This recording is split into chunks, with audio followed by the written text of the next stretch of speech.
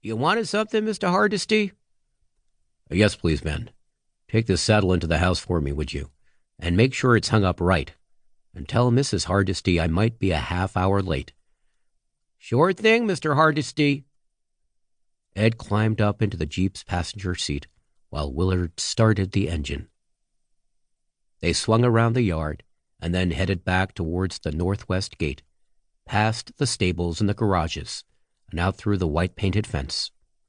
The Jeep's FM radio was playing Coward of the County, almost inaudibly. Ed reached across and switched it off. You want to tell me what's wrong? He asked Willard. Willard glanced at him.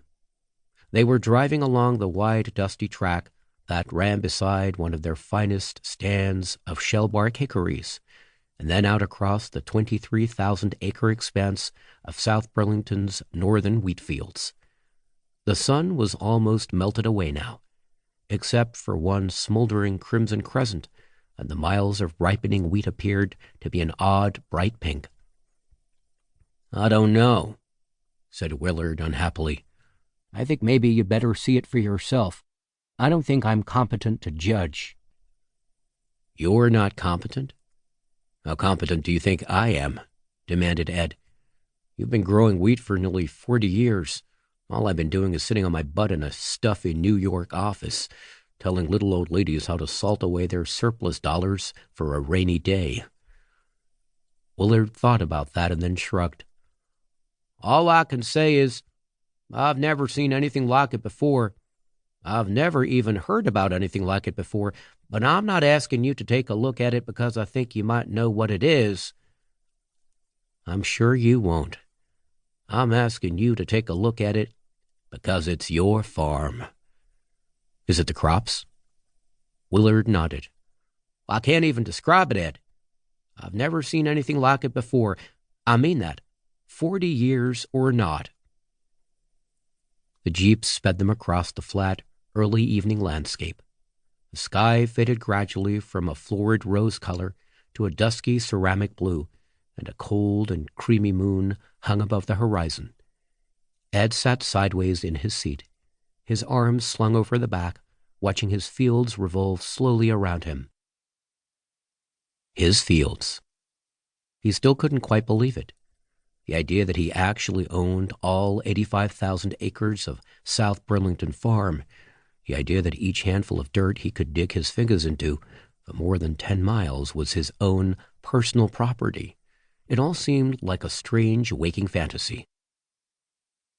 South Burlington had always been his father's, by ownership, and by deed, and by that special kind of title that only a lifetime of sweat and pain and sheer arrogance can earn. His father, Dan Hardesty, had been short, stocky, and pugnacious, a tough little bustling pig in Levi's. He had built his farm by aggressive mechanization, shrewd marketing, ruthless buying of agricultural real estate, and by never sleeping for more than 4 hours a night.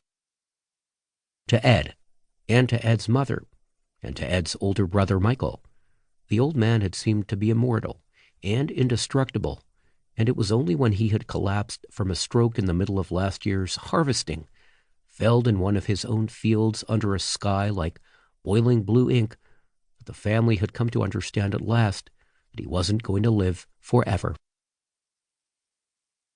Dan Hardesty, the creator of South Burlington Farms, the wealthiest, toughest man in Kingman County, Kansas, was only days away from death, and someone was going to have to take over.